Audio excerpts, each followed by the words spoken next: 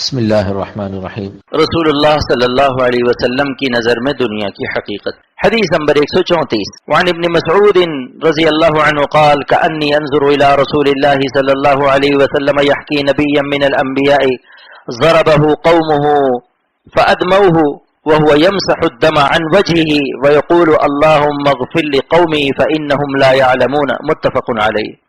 ترجمہ حضرت ابن مسعود رضی اللہ تعالی عنہ سے روایت ہے کہ فرماتے ہیں کہ گویا میں اس وقت بھی رسول اللہ صلی اللہ تعالی علیہ وسلم کو دیکھ رہا ہوں کہ آپ صلی اللہ علیہ وسلم ایک نبی کا واقعہ بیان فرما رہے ہیں کہ جس کو اس کی قوم نے مارا اور لہو لہان کر دیا۔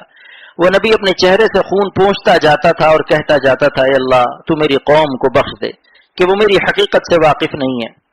اس حدیث سے معلوم ہوا کہ گناہ 7 جہل کے کمتر ہے بنسبت گناہ 7 علم کے، پس منقول ہے ویل للجاہل مرتن ویل للعالم 7 مرات۔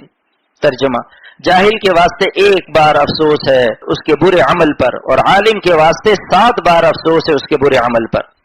علامہ شیخ ابن حجر عسقلانی رحمۃ اللہ علیہ فرماتے ہیں کہ احتمال ہے کہ اس حدیث میں حضرت نوح علیہ السلام مراد ہو۔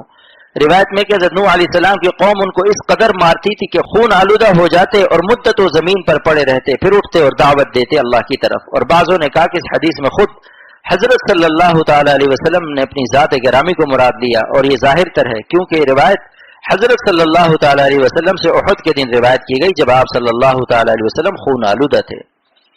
وعن ابی ہریرہ رضی اللہ عنہ قال قال رسول اللہ صلی اللہ علیہ وسلم من یرید اللہ به خیرا یصب منہ رواہ البخاری۔ ترجمہ رسول اللہ صلی اللہ تعالی علیہ وسلم فرمایا کہ اللہ تعالی جس سے بھلائی کا ارادہ فرماتے ہیں اس شخص کو مصیبت میں مبتلا کر دیتے ہیں۔